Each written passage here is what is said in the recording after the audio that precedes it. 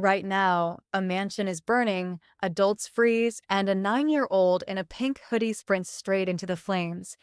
In the next moments, a billionaire's world will be rewritten because the tiny hero knows this house better than his own staff.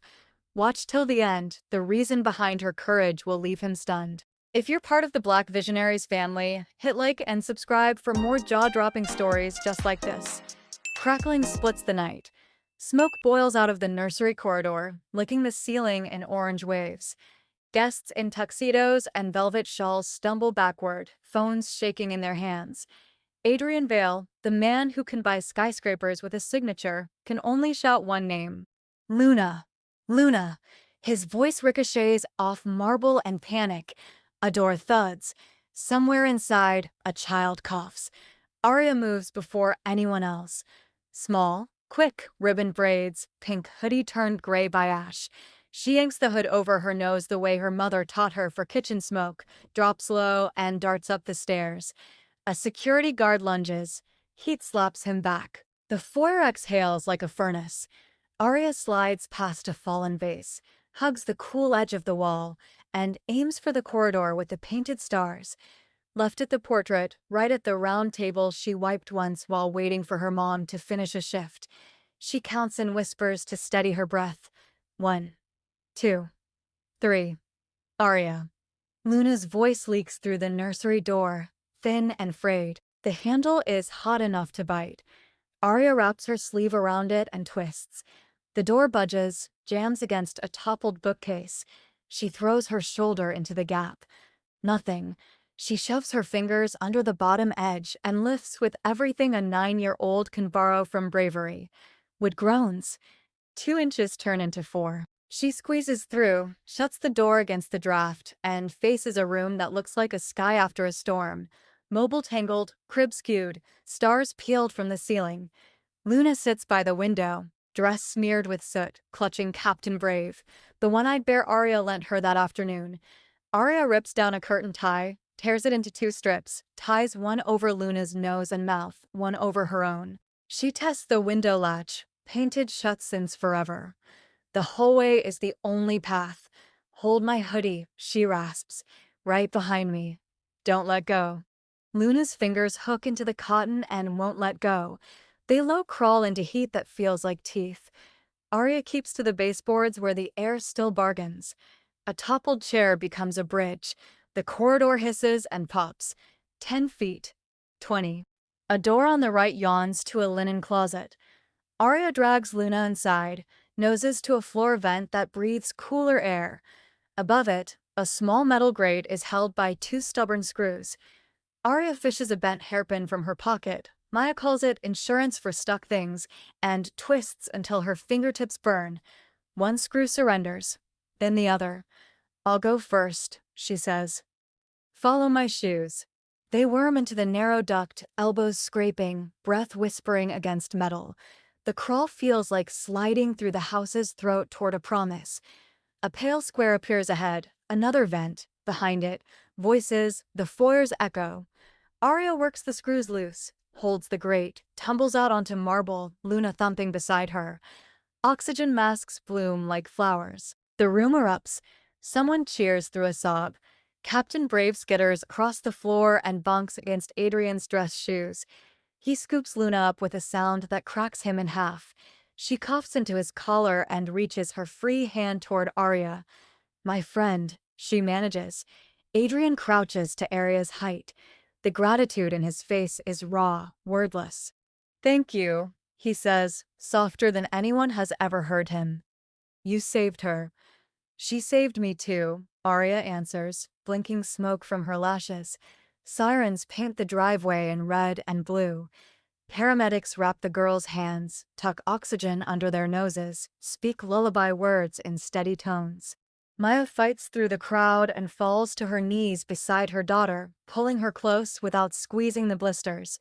You brilliant, reckless child, she whispers, laughing and crying at the same time. Arya leans in, tired and fierce. By morning the fire is out, the nursery wing is wounded but standing, and the house smells like a wet campfire. The inspector walks the corridor with a flashlight and a frown. This was updated recently, he mutters, tapping a junction box. Where's the permit? Adrian's stomach drops. His world is built from layers, subsidiaries inside holding companies inside trusts, and somewhere in those layers, someone cut a corner and pocketed the change. He orders an audit so thorough it could peel paint. People who wear the wrong kind of clever learn the shape of accountability. But in the kitchen, where the fire only licked and left, life turns quietly human again. Maya pours tea into paper cups. Arya inspects her bandaged palms like a scientist studying a new constellation. Luna tapes Captain Brave's eye with a sliver of clear tape, proud when it holds. Do they hurt? Luna asks. Only when grown-ups stare like I'm fragile, Arya says, and then catches Adrian watching. He looks away, embarrassed at being human, then looks back and nods. They're not damage, he says. They're proof. He asks Maya and Arya to stay in the guest house until repairs are finished. Pride rises, then eases when Maya sees he means hospitality, not charity. They stay. That afternoon, Arya knocks on Adrian's office door and marches in with Captain Brave under her arm and a stack of folded papers. She spreads them on the desk. The treehouse with the crooked sign that reads Luna's moon base, the ceiling constellations, a map only children could read, Luna grinning with the bare Madare. I drew them so Luna has pictures if things go away, Arya says, practical as a junior architect. People don't always keep pictures of what matters most. They're beautiful, Adrian whispers, surprised by how much a few crayons can humble a man. That's not all, Arya continues, fingers worrying the bear's ear. My mom saved your company once. Maya stills at the doorway. She didn't plan for this part. Arya goes on with the clean honesty of a child who thinks stories are for sharing, not hoarding. At your downtown building 3 years ago. Night shift. Water near the server room. People said it wasn't her department and the man with the key had gone home. She and the janitor used an old pass-through, turned the valve, and put towels down to slow the water. A manager wrote an email that said, "Thank the cleaning lady." He didn't ask her name. Memory reaches up and taps Adrian on the shoulder. He can see the email, bland, congratulatory, forgettable. He had nodded at a line item and moved on. He looks at Maya now, the competence that people mistake for invisibility, and feels a precise shame, the kind that doesn't crush but changes posture. Why did you go into the fire? He asks Arya, voice steady to hold the answer. Because you don't wait to be seen to do the right thing, she says. Mom says that. Also, Luna's my friend. The audit spits out names and invoices. A contractor loses a license. A junior manager who thought off the books meant off the hook learns otherwise. Insurance argues, pays, schedules. But none of that is the heart. The heart is 2 girls in a duct and a mother who once held back a flood with towels because nobody else would. 2 weeks later, no gowns, no fireworks, just neighbors, staff, firefighters, and a handful of families from the community center where Maya volunteers on Saturdays. A temporary platform stands in the courtyard beside a young sapling planted where a damaged limb was cut away. Adrian takes the mic without notes. A house caught fire because a system I built rewarded speed over safety. A child refused that bargain. Her mother had done the same, long before I noticed. He nods to a covered easel. The cloth drops. The Bravery Fund, the sign reads, painted by the community center's art teacher. We'll retrofit old homes for safety. We'll fund free weekend classes in first aid and emergency skills. We'll pay night shift workers stipends to finish certifications. We'll learn names. He turns to Maya. The first award belongs to you. I'm sorry I learned your story late. I'm asking you to run this fund with full authority to tell me no.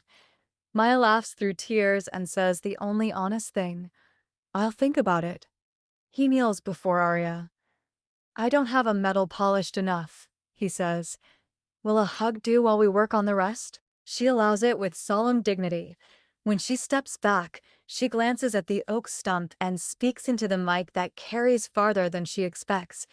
We should plant a tree for the moon base. Adrian doesn't smile. He treats it like board business. Approved. A second cloth slides off the garden wall, revealing a mural washed in 100 shades of resilience. Two girls in a repaired treehouse under a sky labeled with tiny star names: courage, mercy, grit, care. Above the door, a carved plank reads, "All kinds of brave welcome here." Luna touches paint like checking a heartbeat. Arya stands beside her, bandages showing like flags. People clap the way they do when praise lands where it belongs. A firefighter wipes his eyes and pretends it's dust. As the crowd thins, Adrian drifts toward Maya near the buffet. He puts his hands in his pockets, empty for once, and says, "Money is the easiest tool I own, and sometimes it's the least interesting. So I'll make you another promise. I will say names, fix habits, and never let cleverness outtrain care. If I forget, remind me loudly." Maya tilts her head, measuring him with the accuracy of someone who can smell sincerity. Deal. Evening gentles the courtyard. Lanterns blink awake. Someone plays a song that sounds like forgiveness.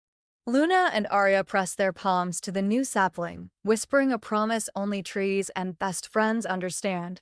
The ribbons from Arya's hair and Luna's dress knot around the trunk, fluttering like a secret handshake between courage and gratitude. Adrian watches the girls and speaks softly, first to himself, then louder, enough for the house to hear. Not the little black girl. Arya. Her name is Arya. He repeats it to teach the walls. He looks at his daughter, alive, laughing, safe beside her friend, and understands something boardrooms never teach. The world expands when the smallest person refuses to stay small. That night, the house breathes easy. Scars remain, honest and earned. In the guest house, Maya tucks Arya in and smooths the blanket over careful hands. "Still hurt?" she asks. "Only when I forget why," Arya says, sleep pulling her under. Maya kisses her forehead. Outside, the new tree shivers in a kind wind, and Captain Brave keeps watch from the sill, one eye open for trouble, the other dreaming of stars. If this story moved you, like the video, subscribe, and share it with someone who needs a reminder. Real heroes don't wait to be seen, they just do the next right thing.